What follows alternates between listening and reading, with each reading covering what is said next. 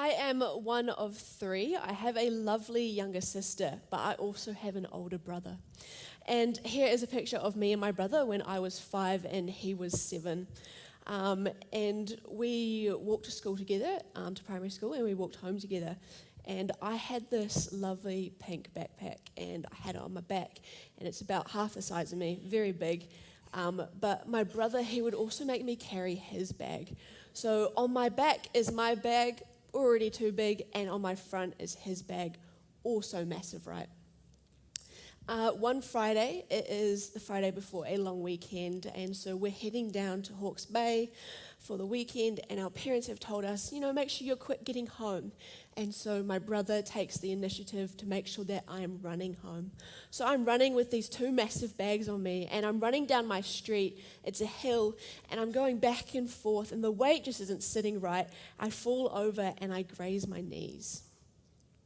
Now, this isn't the first or the second time that I've told this story, because I can't help just bringing it up whenever my grandparents or my parents happen to be boasting about whatever my brother is doing. I have to say, ha ha ha, but remember that time?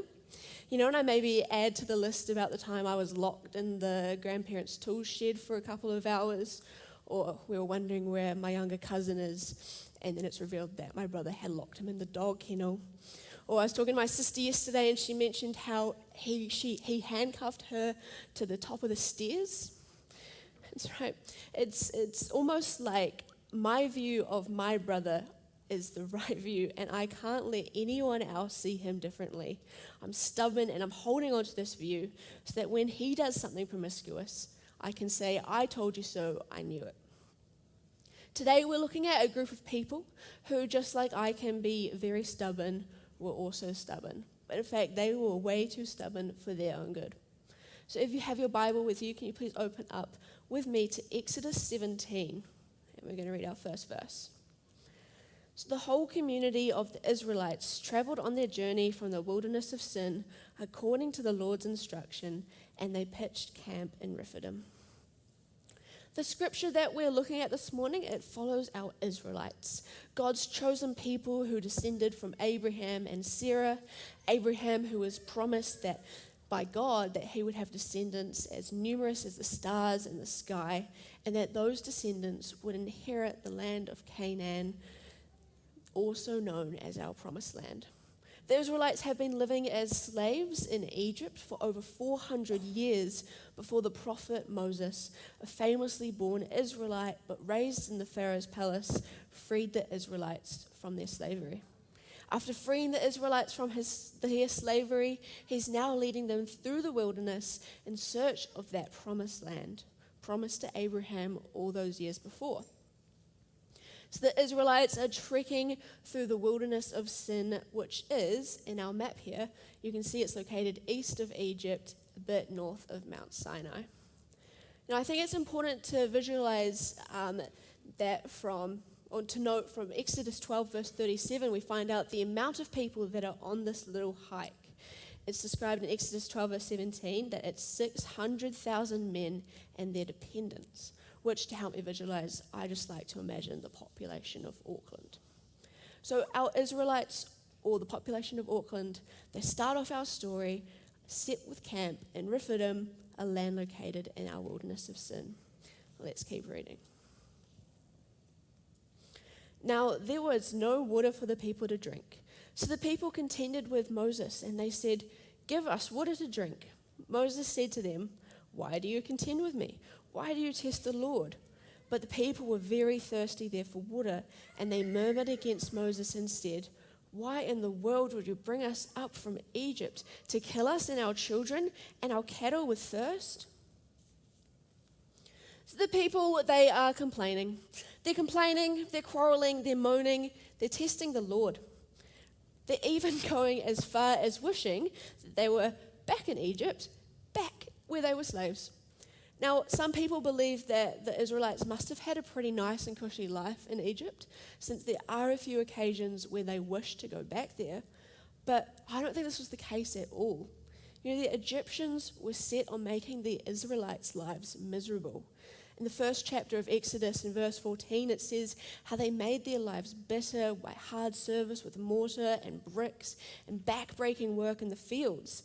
And as slave masters, they were described as ruthless. Lots of the Israelites would remember the time where the one Pharaoh made that law to kill all the baby Hebrew boys, the law that nearly killed Moses. In slavery, the people would have been living in a state of fear, of loss, of anguish.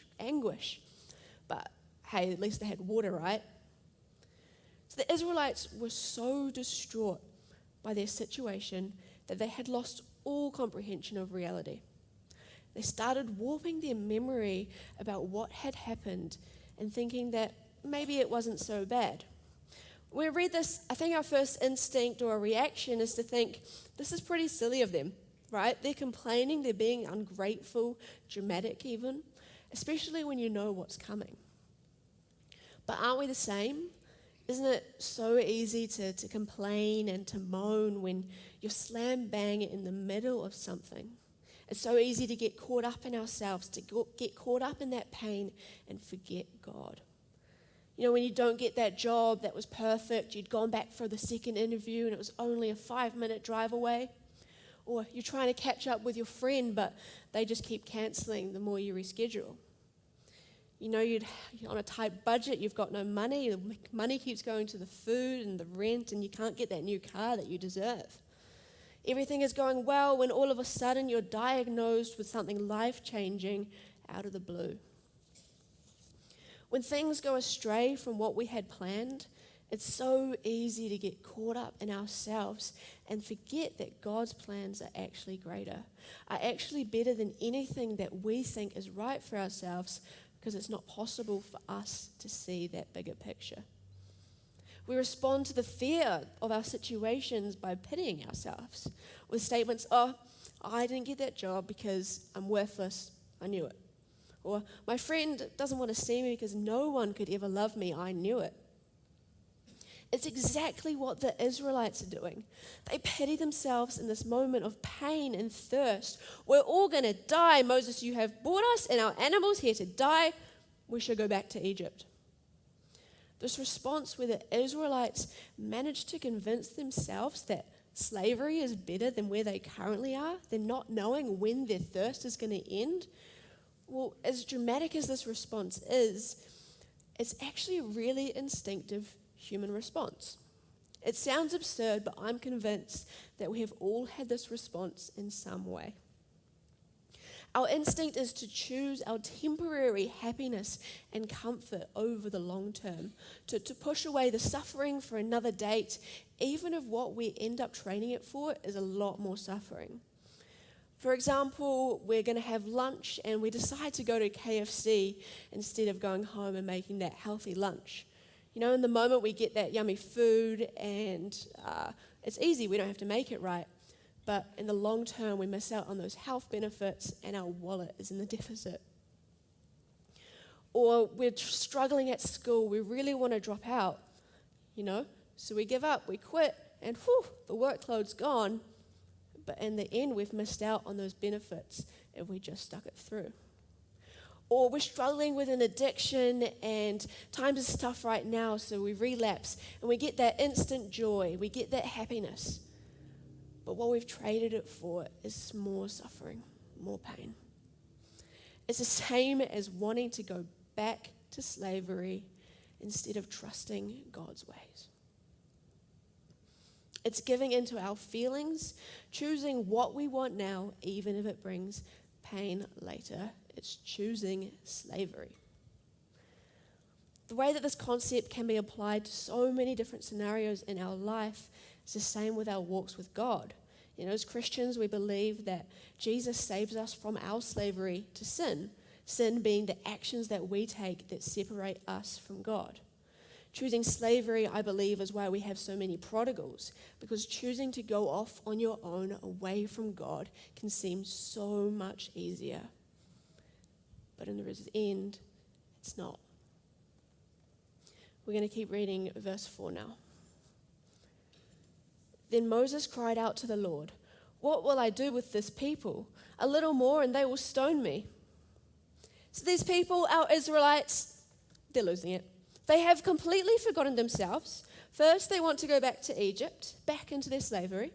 But now they've started a small uprising and are coming for the very man who saved their lives. All because of a little hardship. Not only have they forgotten their own conduct, they've forgotten their past experiences. The story happened early on in the wilderness. As you may know, they end up being there for 40 years. But in chapter 19, it's revealed we're only 3 months into the wilderness. You know, these are the same people who witnessed God delivering on his promise to rescue the Israelites. It's the same people who witnessed Moses performing miracle after miracle in Egypt, the 10 plagues, the Passover, the parting of the Red Sea. These people saw it all. But more than that, they forgot something extremely relevant that happened just a couple of chapters earlier. So if you turn back with me to chapter 15, we're going to read from verse 22. Then Moses led Israel to journey away from the Red Sea. They went out to the wilderness of Shur and walked for 3 days into the wilderness and found no water. Then they came to Marah, but they were not able to drink the waters of Marah because they were bitter. So the people murmured against Moses, saying, "What can we drink?" He cried out to the Lord, and the Lord showed him a tree. When Moses threw it into the water became safe to drink. There the Lord made for them a binding ordinance, and there he tested them. He said, "If you will diligently obey the Lord your God, do what is right in his sight, and pay attention to his commandments, keep all his statutes, and then all the diseases that I brought on the Egyptians I will not bring on you, for I, the Lord, am your healer." Then they came to Elim, where there were 12 wells of water and 70 palm trees, and they camped there by the water. So this is not our first time that the Israelites were without their beloved water. The first time, it had only been 3 days since the parting of the Red Sea, since they were able to walk through the whole population of Auckland, a dried seabed, without any of the Egyptians following. 3 days and they were already grumbling to Moses. They went from praising God, singing his praises and songs in triumph, which you can see in the first half of Exodus 15, to complaining as soon as things were not going perfectly. When I read this, it makes me wonder, why is it so much easier for them to remember the hardships that they and their ancestors experienced? Because yes, they have witnessed these miracles, but they've also experienced some pretty tough stuff. For hundreds of years, they were waiting for God to save them, and many generations didn't have God save them. As day 3, with no water, starts to creep up, no one knew when they would next get water, and it's at this point in time when the Israelites were thirsting, their suffering was very real. All they could remember was that abandonment, the pain, the suffering, the thirst. When we think about the Israelites grumbling like this, it starts to become a bit more understandable. You know, maybe if you're blessed with empathy, you're starting to sympathize with them. But maybe it's all too understandable because we do the same thing. When we are going through a tough time, it's so natural for us to get overwhelmed by it, totally engross ourselves into our pain and struggle to see anything else around us. Which, like I've already said, it's why in these tough times, it's so easy for us to choose slavery. But I also want to introduce this idea of little faith. In Matthew 14, we see quite a cool thing. We see Jesus walking on water. Peter, one of his disciples and friends, sees him doing so and says, "Lord, if that's really you, order me to come and walk on the water with you." Jesus tells him to come, and Peter too walks on water. But then a strong wind comes along and Peter gets afraid and he starts to sink. Jesus helps him, but he also says to Peter that he has little faith. You know, God describes Peter's faith here as little, which can be pretty confusing because Peter just walked on water, something that you would think you need pretty big faith to do, and you do. But his faith is little because it didn't last. It didn't take much for Peter's faith to wear out and for him to start to sink. His faith was little. We see the same thing happening in the wilderness. The Israelites had faith to cover their doorways with lamb's blood when they were instructed to. What an absurd thing. They had enough faith to walk through the middle of an ocean. I'm scared of the ocean and I've been on it. These people would have been living in the desert their whole lives. They had faith, but their faith was little. When push comes to shove, when they start to get uncomfortable, when they doubt that God will come through and quench their thirst. It happens again and again throughout Exodus. God does incredible things. They get thirsty, forget their faith, but God provides water. They get hungry, they forget their faith, but God provides food. They're thirsty again, they forget their faith, but God provides again and again. Their faith is put to the test and it comes out little. We don't need faith to walk on water. We just need to remember God when times get tough. And remembering God, it shouldn't really be as tough as it is because God's a massive ambassador for us remembering him. That's why he created such things as our Passover festival for the Israelites to have an annual event where they're reminded of God saving them from Egypt. Why with communion, Jesus tells us to do this in remembrance of him. God was trying to help the Israelites remember him as well. Moses had his staff with him the whole time. The same staff that turned into a serpent and picked up to turn into a staff. The same staff that was used in the 10 plagues. The same staff that parted the Red Sea. There was a physical reminder with the Israelites the whole time of God's power and of God's presence. God was using it again and again to remind them of his power. His protection was right there with him, but they failed to recognize it. In order for us to have a bigger faith, to hold out in these tough times, we need to remember that God is there.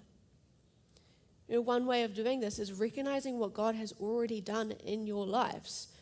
Where has God been working? And to find that and actually remember it, unlike these Israelites. Because it's our instinct to remember the desertion. So we need to put in that little bit more effort to remember the saving. Let's go back to our wilderness of sin and read from Exodus 17, verses 5. The Lord said to Moses, Go over before the people, take with you some of the elders of Israel, and take in your hand your staff, with which you will struck the Nile with, and go. I will be standing before you there on the rock in Horeb, and you will strike the rock, and water will come out of it, so that the people may drink. Moses did so in plain view of the elders of Israel. He called the name of the place Massah and Meribah because of the contending of the Israelites, and because of their testing the Lord, saying, Is the Lord among us or not? So God delivers. He comes through despite these quarrels and these complaints from the Israelites. He delivers them yet another miracle by hitting the rock with Moses' staff. Out the water flows. I wonder what the reactions of the Israelites would have been. Would they have felt a sense of regret as they had doubted God? Would they have just pretended like they were on God's side all along and started praising him and worshiping like they did a couple chapters ago? The cycle of deliverance that the Israelites had gotten themselves into, it's similar with the story with my brother, of how I held on to those memories of my brother's troublesome pranks and bring them up whenever I can. When someone has done something wrong and you've just been so stubborn, so unforgiving that as soon as they make the smallest mistake, even if you don't say it out loud, your heart gives you this little satisfaction of, I knew it. I knew they would mess up again. It's as if the Israelites, they couldn't believe that God was finally coming to save them after 430 years, and they couldn't believe that they weren't going to be left alone. And so they wouldn't let him save them. They had to keep testing him, keep holding on to their belief that surely God was going to leave us again, waiting to be right, testing God, so that if he does deliver, then yes, we get water. But if he doesn't, yes, I knew it. It's that act of guarding our heart. But it's not fully having faith. I wonder if we do the same when we're praying for some healing or some miracle we need in our lives. We're praying on the one hand and saying, yes, I hope that he answers my prayer. And if we don't get what we want, do we say, oh, I knew it? This whole story with the Israelites can be summed up with that question they were asking, is the Lord among us or not? Their faith remained little. It wouldn't last in signs of trouble because of their stubbornness. They had one foot following God, receiving his miracles, praising him, dancing and singing, and one foot convinced that God wasn't going to save them. And so the land gets named Massah and Meribah. Massah meaning proving or testing from their lack of faith, and Massah meaning strife or quarrel for how they complained and complained. Massah and Meribah, they're actually mentioned in Psalm 95. So I'm just going to read verses 8 to 11. He says, do not be stubborn like they were at Meribah, like they were the day in Massah in the wilderness, where your ancestors challenged my authority and tried my patience, even though they had seen my work. For 40 years, I was continually disgusted with that generation. And I said, these people desire to go astray. They do not obey my commands.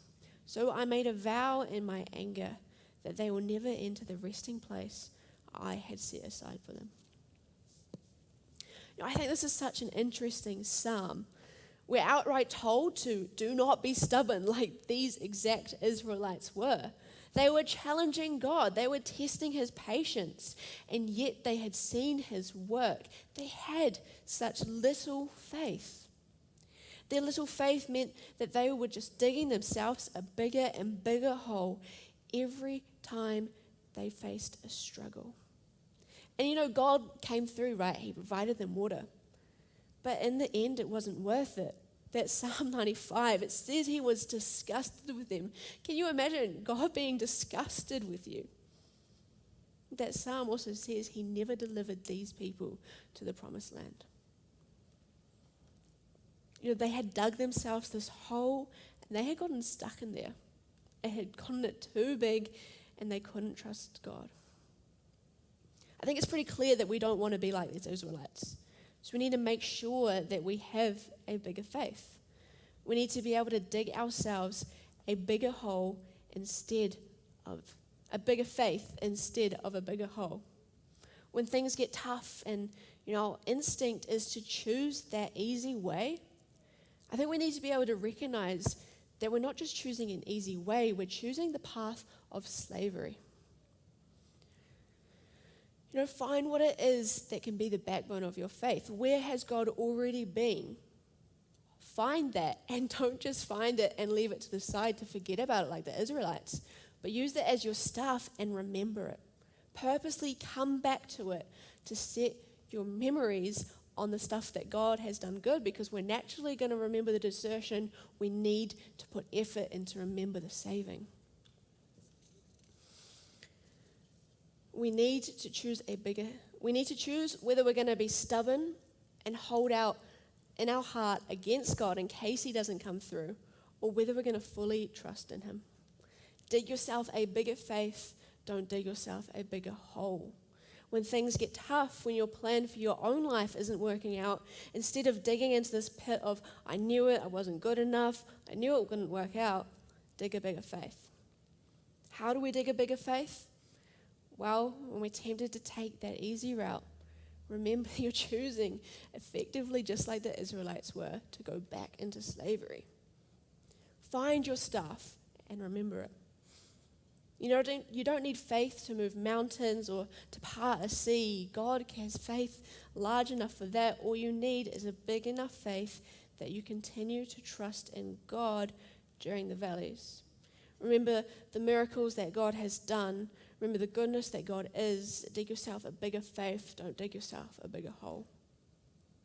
Don't pity yourself and use your stubbornness as an armor against being let down, because that is not what faith is about. Dig yourself a bigger faith. Don't dig yourself a bigger hole. Let's pray. Dear God, I thank you for the story that we're able to learn from. I pray that as we go into this new year, that we're able to have faith to trust in you fully, Lord. That we're able to realize how important our actions are, Lord, and just being continually in touch with you, Lord.